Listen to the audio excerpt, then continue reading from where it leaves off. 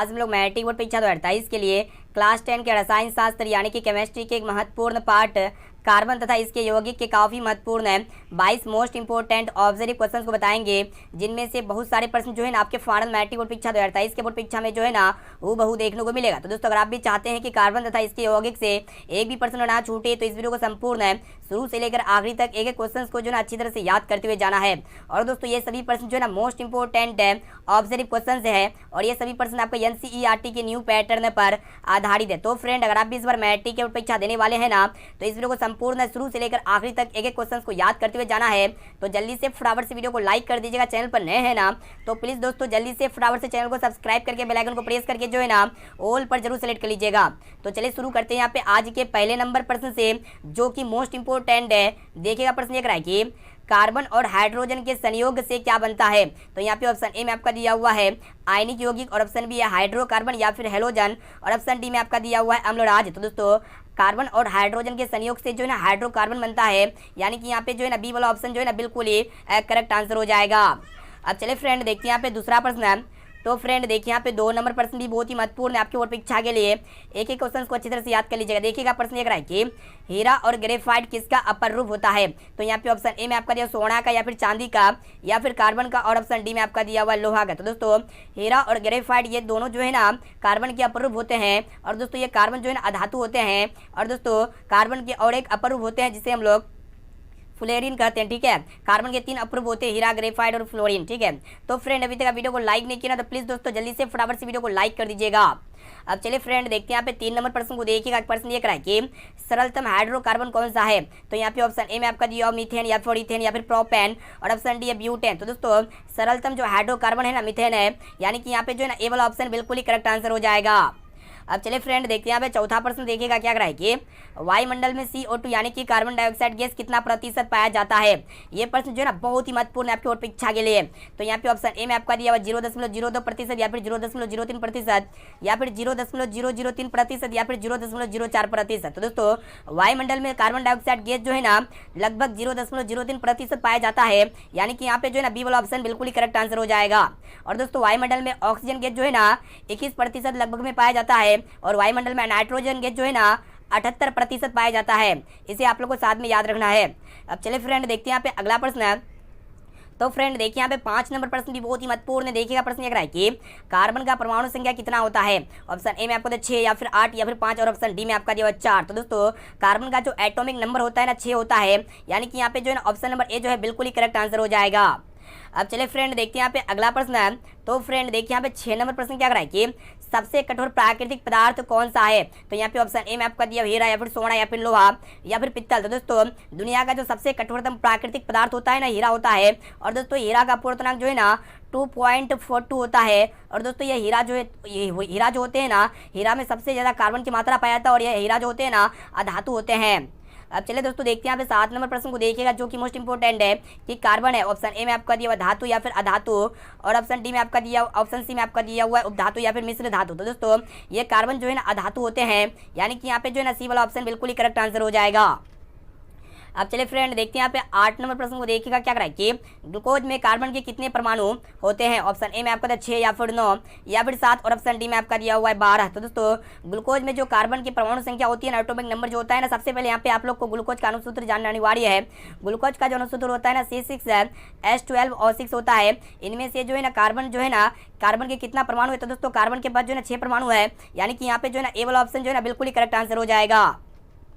अब चलिए फ्रेंड देखते हैं यहाँ पे 9 नंबर प्रश्न को देखिएगा क्या है कि सिंगल बॉन्ड OH का क्रियाशील मूलक को क्या कहते हैं। तो यहाँ पे ऑप्शन ए में आपका दिया कीटोन या फिर एल्डिहाइड या फिर अल्कोहल या फिर मीथेन। तो दोस्तों सिंगल बॉन्ड OH का क्रियाशील मूलक को जो है ना क्या कहते हैं वही आप लोग को बताना है। तो दोस्तों अल्कोहल कहते हैं, यानी कि यहाँ पे जो है ना सी वाला ऑप्शन जो है ना बिल्कुल ही करेक्ट आंसर हो जाएगा।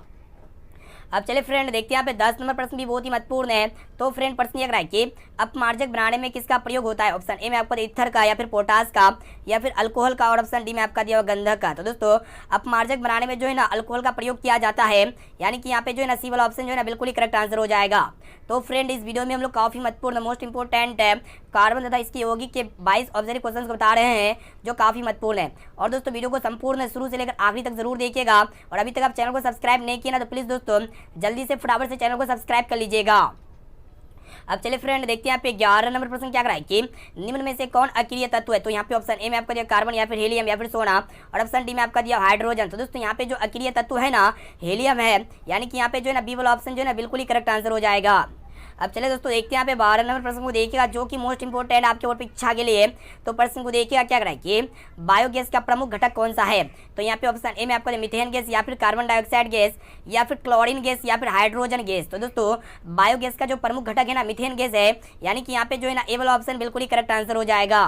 अब चलिए फ्रेंड देखते हैं यहाँ पे 13 नंबर प्रश्न भी बहुत ही महत्वपूर्ण है। प्रश्न को देखिएगा ध्यानपूर्वक क्या कराए कि कोयला किस प्रकार का ईंधन है। तो यहाँ पे ऑप्शन ए में आपका दिया हुआ नवीकरणीय या फिर अनवीकरणीय या फिर प्राकृतिक स्रोत, और ऑप्शन डी में आपका दिया हुआ इनमें से कोई नहीं। तो दोस्तों ये कोयला जो है ना कोयला का भंडारण सीमित है, यानी कि आने वाले समय में जो है ना कोयला समाप्त हो जाएगी, इसलिए जो है ना इसे हम लोग अनवीकरणीय संसाधन कहते हैं। यहाँ पे जो है ना बी वाला ऑप्शन जो है ना बिल्कुल ही करेक्ट आंसर हो जाएगा।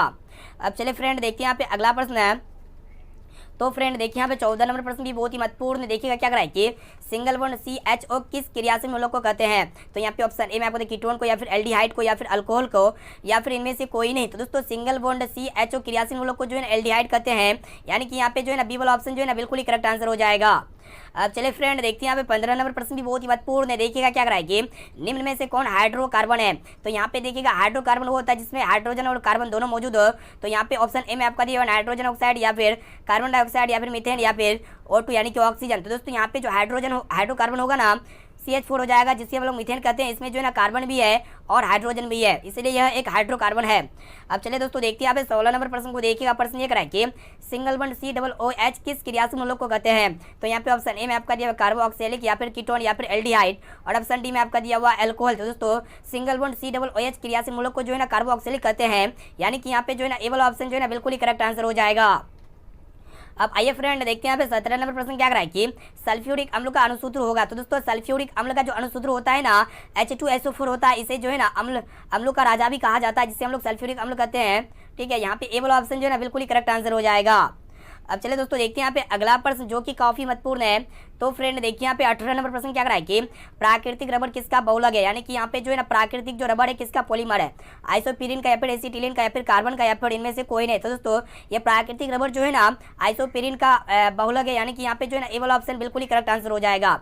ये प्रश्न जो है ना आपके बोर्ड परीक्षा के लिए मोस्ट इंपोर्टेंट है। अब चलिए फ्रेंड देखते हैं यहाँ पे अगला प्रश्न है। तो फ्रेंड देखिए यहाँ पे 19 नंबर प्रश्न क्या कराए कि कार्बनिक यौगिक में कार्बन की संयोजकता होती है। तो दोस्तों कार्बनिक यौगिक में जो कार्बन की जो संयोजकता होती है ना 4 होती है, यानी कि यहाँ पे जो है ना बी वाला ऑप्शन जो है ना बिल्कुल ही करेक्ट आंसर हो जाएगा। ये भी प्रश्न जो है ना बहुत ही महत्वपूर्ण है आपके और परीक्षा के लिए, इसे आप लोग याद रखिएगा। अब चलिए दोस्तों देखिए यहाँ पे अगला प्रश्न जो कि मोस्ट इंपोर्टेंट है कि ऑक्सीजन के 2 परमाणुओं के बीच कितने आबंध पाए जाते हैं। तो यहाँ पे ऑप्शन ए में आपको दिया 1 या फिर 2 या फिर 3 या फिर 4। तो दोस्तों ऑक्सीजन के 2 परमाणुओं के बीच जो है ना कितने आबंध पाए जाते हैं, 2 आबंध पाए जाते हैं, यानी कि यहाँ पे बी वाला ऑप्शन जो है ना बिल्कुल ही करेक्ट आंसर हो जाएगा। अब चले फ्रेंड देखते हैं यहाँ पे 21 नंबर प्रश्न जो कि मोस्ट इंपोर्टेंट है कि मीथेन एक उत्तम क्या होता है, ईंधन होता है या फिर गोलक या फिर कीटनाशक या फिर इनमें से कोई नहीं। तो दोस्तों ये मीथेन जो है ना यह एक प्रकार का ईंधन होता है, यानी कि फ्यूल होता है। यहाँ पे ए वाला ऑप्शन जो है ना बिल्कुल ही करेक्ट आंसर हो जाएगा।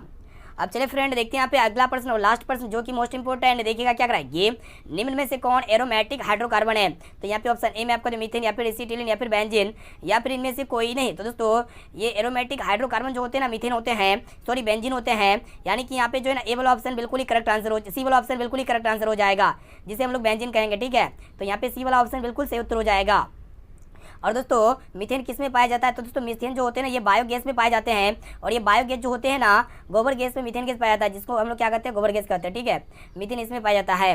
और दोस्तों यहाँ पे हम लोग फाइनली जो है ना 22 मोस्ट इंपोर्टेंट है ऑब्जर्व क्वेश्चन बता चुके हैं कार्बन तथा इसकी यौगिक से एक भी प्रश्न नहीं छूटेगा, यानी कि सारा का सारा प्रश्न जो है इसी वीडियो से आएगा। इसलिए आप लोग हमें कमेंट करके बताइएगा कि 22% में से पहले से आप लोगों को कितना परसेंट का सही आंसर याद था। और दोस्तों जो भी नए विद्यार्थी है ना, तो क्लास का टाइम जिसे पता नहीं है तो आप लोग क्लास का टाइम को नोट कर सकते हैं। जो भी नए विद्यार्थी है तो सुबह में 7 बजे चैप्टर वाइज क्लास होता है, और दोपहर में 1 बजे क्लास होता है, इंपॉर्टेंट क्लास होता है, और शाम में 7 बजे जो है ना सब्जेक्टिव क्लास स्टार्ट होगा बहुत ही जल्दी। तो आप लोग जो है तीनों क्लास को जरूर कीजिएगा। और दोस्तों वीडियो को अभी तक आप लाइक नहीं किया ना, तो प्लीज़ दोस्तों जल्दी से फटाफट से वीडियो को लाइक कर दीजिएगा। चैनल पर नए हैं ना तो प्लीज़ दोस्तों चैनल को सब्सक्राइब कर लीजिएगा। और इनके साथ साथ ये आप लोग क्वेश्चन का आंसर क्या लगता है कि लोहा का परमाणु संख्या कितना होता है, इसका राइट आंसर जल्दी से हमें कमेंट करके बताइएगा। 23, 26 या फिर 25 या फिर 24। तो दोस्तों जल्दी से इसका राइट आंसर बताइए। और